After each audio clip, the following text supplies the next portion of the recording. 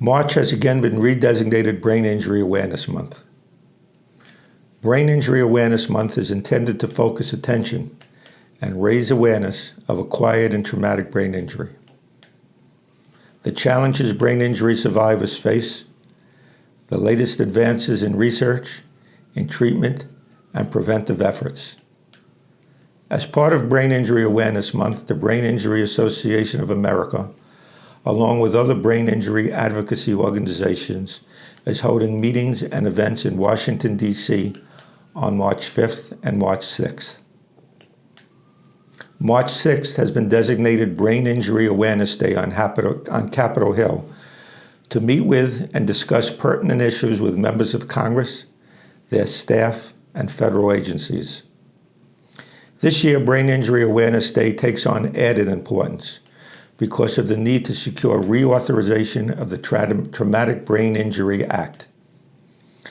This landmark legislation, first enacted in 1966, addresses TBI prevention, research, and service delivery through state grants.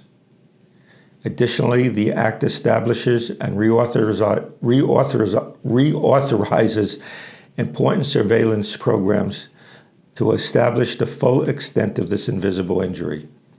It funds brain injury research and requires federal agencies to develop coordinated planning regarding brain injury programs.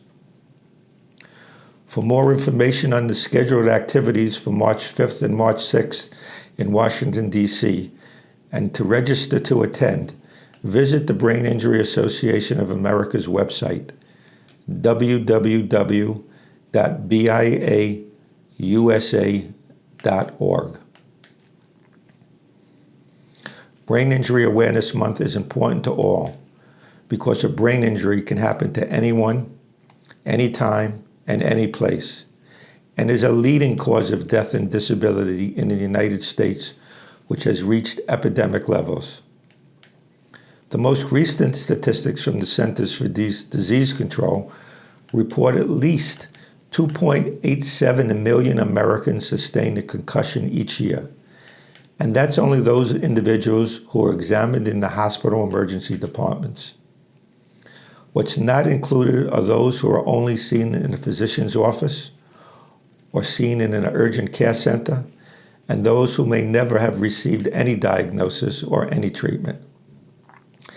If these individuals are extrapolated, there are over 3.5 million Americans each year who sustain a traumatic brain injury, according to the Centers for Disease Control.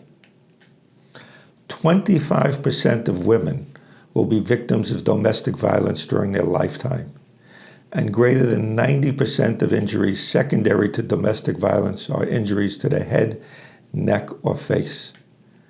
Brain injury is the signature wound of returning service members who face lifelong challenges, including failures by the Veterans Administration to properly diagnose a TBI, and failures to provide disability compensation for disabled veterans suffering from the long-term consequences of brain injury.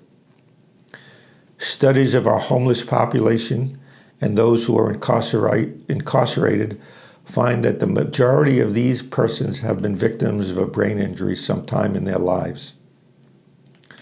COVID-19 has created an alarming new subset of individuals suffering long-term cognitive and emotional impairments known as long COVID that mimic the cognitive, physical, emotional, and behavioral symptoms faced by traumatic brain injury survivors.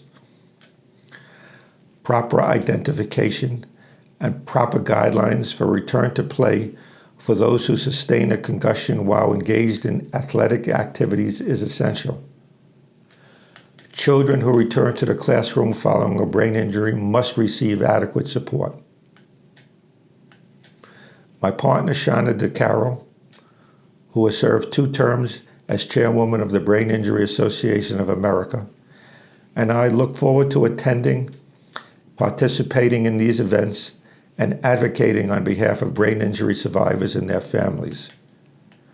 We hope you can join us in Washington, D.C., and advocate on behalf of brain injury survivors.